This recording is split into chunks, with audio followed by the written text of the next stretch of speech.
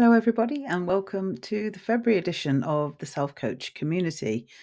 This month, we are going to be talking about accountability. And as usual, we will do a little bit of an inquiry into what that means and how that can show up for us. And then we will do our practice. Okay. So just so that you're aware, if this is your first time at the community, you're very, very welcome. This is an online drop-in group. So it's not a closed group, it's a drop-in, and therefore we like to keep things as confidential as we can. So that is why I don't record the live sessions. So this is a recording. It will enable you to stop and start as you see fit.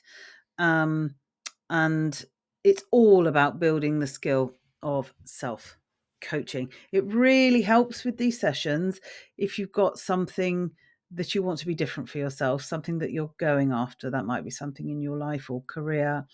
It really, really helps if there's an intention that sits behind your desire to coach yourself.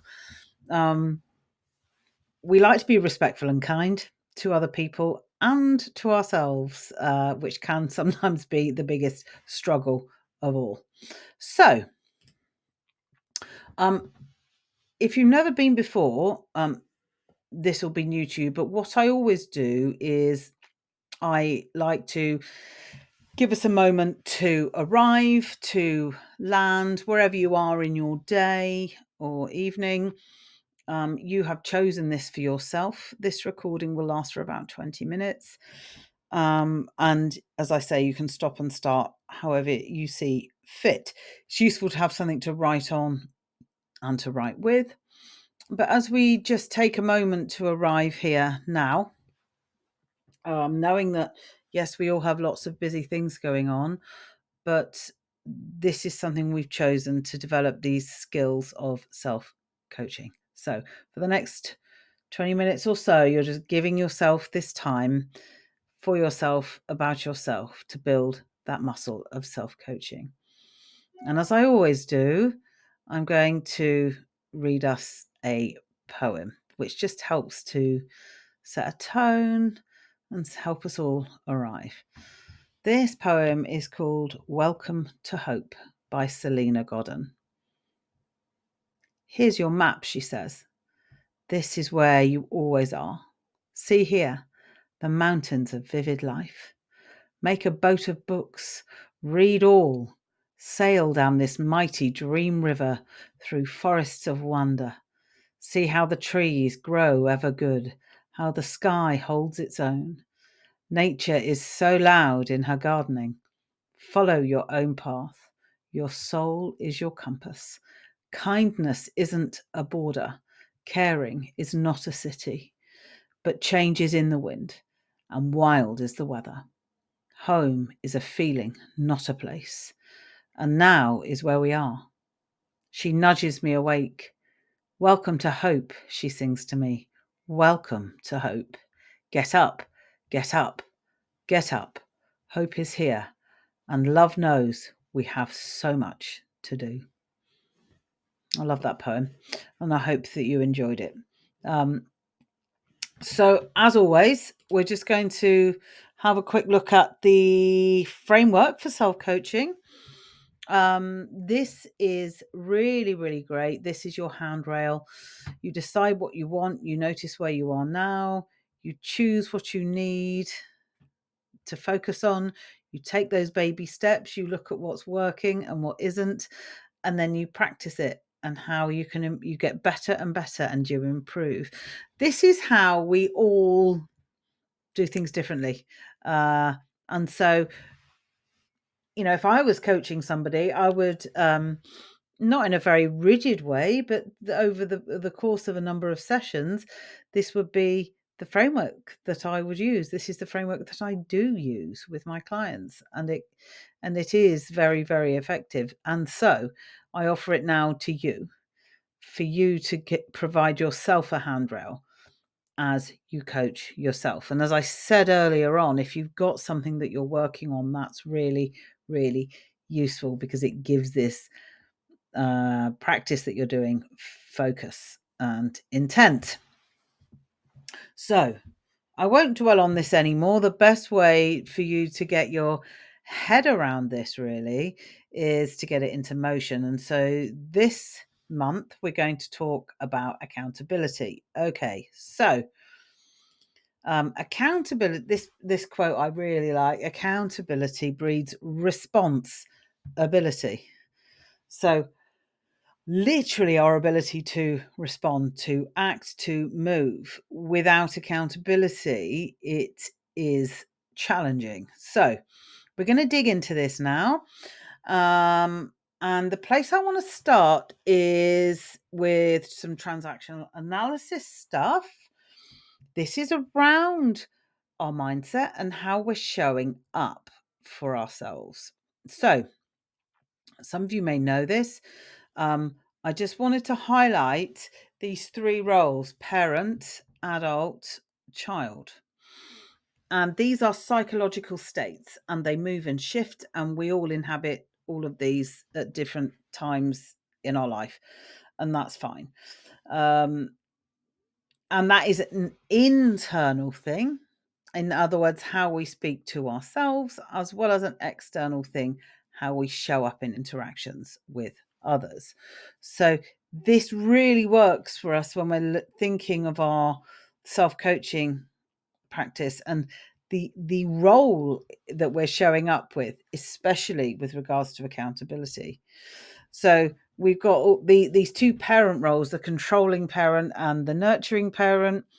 One is critical and directive, can be a bit angry, frustrated. The other one is caring, non-confrontational, and protective. The child role down the bottom here, you've got the rebellious or free child and the adapted child. So both come from an emotional place, both child roles here. The rebellious child is kind of, no, I want to do it my way, challenging, lots and lots of questioning, but from an emotional place. It's not a calm, rational place so much when we're in a child mode. And the adapted child is eager to please, fitting in, doing things that they think these more parental figures might want to see them doing. They rarely question or challenge. And in organizations, as well as in other groups, like families, you will be able to see a lot of parent-child dynamics playing themselves out. The leader's the parent, and the folks who sit underneath them in the hierarchy are the children. Now, if you show up as a parent, the ask subconsciously of the others, even if that's other parts of yourself, is that they show up as children. Now, the adult role here in the middle, this is the space, this is the mindset when we're coaching ourselves. This is an adult headspace, rational, thoughtful. You're able to look at things from different perspectives when you're in this headspace.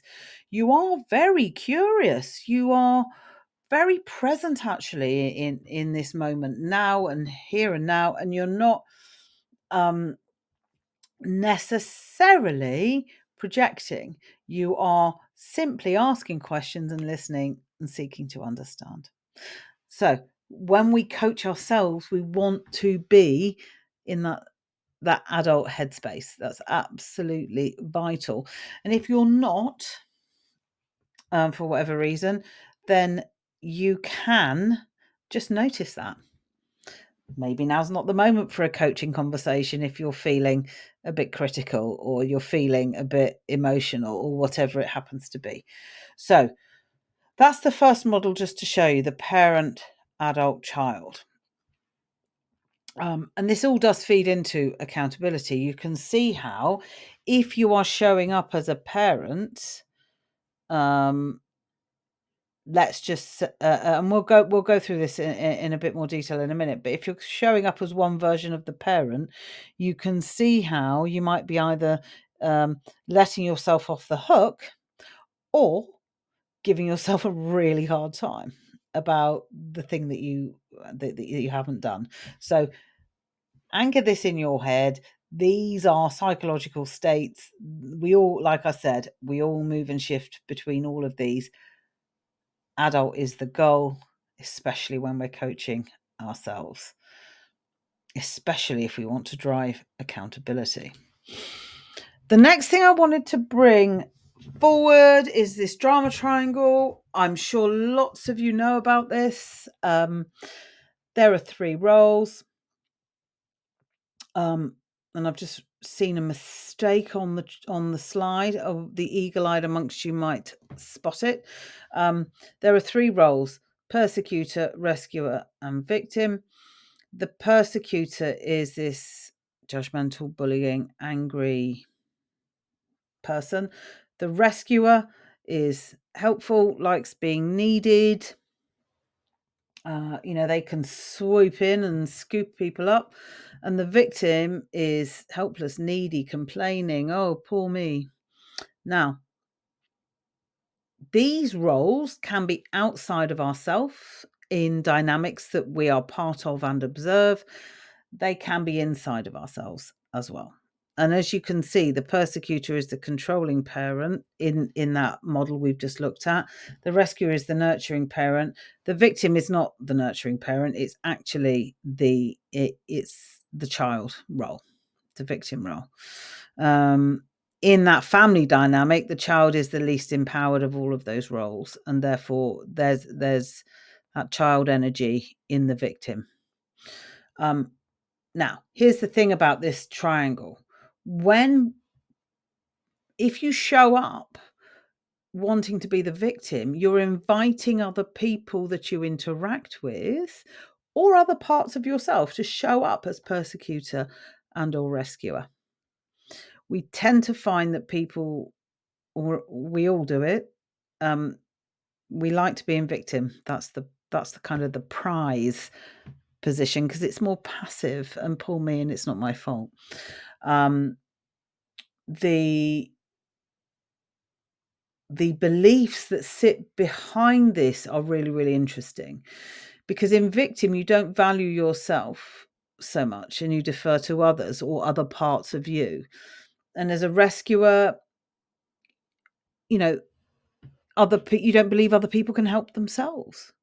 So over time, if you do that a lot to other people, then it really will start to have an impact. People will not believe that they can solve their own problems because you're always there swooping in to solve them. And as I say this, let's just be conscious and aware that we can do this inside of ourselves. All of this is alive and well. And with the persecutor, of course, they don't value a different view or opinion to their own. So the thing about this triangle is if you're in one position, you can, and this is all done, vast majority of this is subconscious, invite others to inhabit these other roles. Okay, so this links to the previous one, the previous model, and you will see this playing out all the time.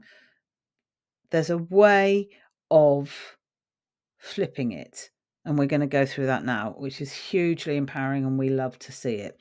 So if you notice this happening within yourself or with somebody else, a dynamic that you're party to, you'll notice there's one role that isn't here, that's on the other model, the parent, adult, child model. So parent's here and child is here, adult is not here. So if you move yourself into an adult headspace, which is questioning, seeking to understand, calm, reflective, and curious, that then removes you out of this triangle. You can't play the game because you're not in a parent or child headspace. So that's something really important. You can shift your mindset into that adult space. Then the other thing that you can do is this. You can flip it. And I love this, especially inside of ourselves. So this is the empowerment triangle, and it's the inverse of the drama triangle. So you can be your own harshest critic. You can also be your own biggest cheerleader. So coach is a role that we're definitely nurturing, and that is about clarity through questions. You're there to support and assist and facilitate. The creator is, yes, I'm empowered to choose and respond, and here's where I'm going. And you believe that you can do this. And the challenger is there to provoke action fundamentally. Now, when that's consciously done, that can be very constructive and get you into motion if you're procrastinating or whatever. But it can be destructive when it's done unconsciously. And if we've got that can become then quite critical. But the energy of it when it's done consciously is, yes, you can do this. So it's hugely supportive. So with all of this stuff, if we're in an adult mindset, we're less likely to get drawn into things like the drama triangle, and we're less likely to have that playing out inside of ourselves. And if we're then in an adult mindset and can move into this empowerment triangle, absolutely brilliant. So why have I told you all of this? How does it relate to accountability? Well, it 100% relates to accountability, because if you are in a victim headspace, then you will not be able to be very accountable. Accountability is linked to being in this adult headspace. And that's why all of this background is so relevant, because your mindset really matters here. And so having this awareness of all these different roles that we all move around and play in different contexts is so, so vital, because I want to bring this to you, this accountability ladder. And this is really, I love this graphic, absolutely brilliant. If you're accountable, you're powerful, you're adult. If you're victim, you're child, and you're powerless. And this is a great example about the homework. So let's just have this as important context for the coaching practice that we're about to do now, because you can see how this is going to play out, and at the top at number 8, I'm on it, I'm doing it, I'm making it happen. And at the bottom at number 1, I'm not even aware that there's something I should have been doing. So you will know, as you look at this accountability ladder, where you naturally tend to hang out. Okay. And the question is not, oh, I'm here and I should be there. If you notice and tune into where you tend to hang out from an accountability point of view, the question then becomes, how can I move myself 1 or 2 steps up the ladder? And that's in general and in the context of any situation or the thing that you want to be different. Okay, so let's take this now into our coaching, practice. What I'm going to do is I'm going to set this up for you. Okay, I'm going to just introduce this, and then I'm going to invite you to pause for, I recommend between 5 and 10 minutes for you to have an inner coaching dialogue. So get yourself ready. Think about the thing that you want to be different. You might want to have something to write on and to write with. This is an inner dialogue that we are now going to set up. And so just make sure that you're in a place where for a few moments you won't be disturbed, and you may choose to shut your eyes as we do this, entirely up to you. But the purpose of this meditation is to invite your inner coach to the forefront. This is the part of you that is curious, compassionate, and they want the best for you. Your inner coach embodies all of those wonderful qualities that you see in coaches and have experienced. The curious listening, the lack of judgment or criticism, the accountability, the open questioning. This is something you can do inside of yourself for yourself. So, taking now a moment to arrive in this space and in your body. And we're going to take some deep breaths in through the nose and out through the mouth. In through the nose and out through the mouth. In through the nose and out through the mouth. Knowing that in this moment now, here, there's nothing to do. You have nowhere to be, just to be present. And we're going to begin to get to know your inner coach. And we're going to welcome with openness whatever comes. Knowing that there's no possible way to get this wrong. You might see shapes or colours or see a version of you or feel a sensation in your body. It's all good. It's all good. Today, as you know, we're looking at accountability and that's our focus. So now is a good moment to tune into something that you want to be different for yourself, and be curious and non-judgmental about your progress, especially in areas where you may be saying one thing and doing something else. Welcome with warmth and kindness whatever thoughts or reflections come up. And if you find that there are any voices present, maybe that inner critic, that slightly harsh parental voice coming along, just invite that to step back just for a moment as you engage with your inner coach. Now, as we always do, I'm going to invite you to imagine 2 chairs in your mind's eye and place those chairs in whatever setting you want. And you're going to sit down. You're going to sit in one chair and your inner coach in the other. And you're going to have a few minutes of conversation where your coach asks you questions and you're going to just reflect on your relationship with accountability in the context of the thing that you want to be different. What does accountability mean to you? How can you support yourself to even greater levels of accountability? And if accountability is something that you struggle with, just notice that. There's no judgment here. Inquire within about what that lack of accountability wants you to know.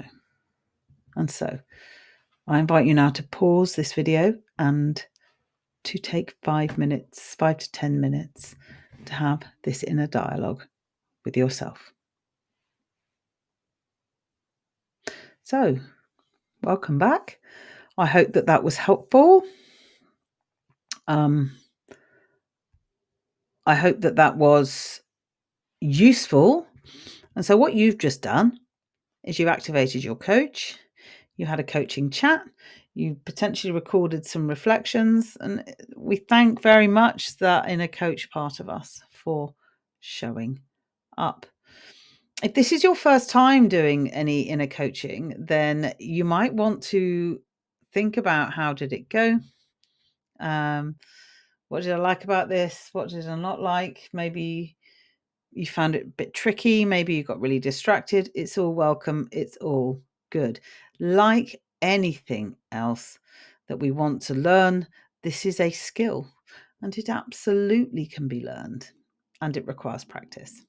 So just notice how it went and anything you might want to do differently next time. When is your next coaching session with yourself? Because for those of you who've had coaching before, we don't just, we tend to schedule it. Well, we do schedule it because it involves 2 people. So it might be interesting to think about whether that would be something that you would find useful for your own accountability, some kind of structure to enable you to show up for yourself. So there we have it. I am recording this before I run the live community session. So I ask and invite the folks who attend the live session to offer me a topic for next month. But if you listening to this have anything that you would like to put forward, please do send me an email, lou@lou-coaching.com. So that's all for this month. Thanks for joining me, and I will catch you next month.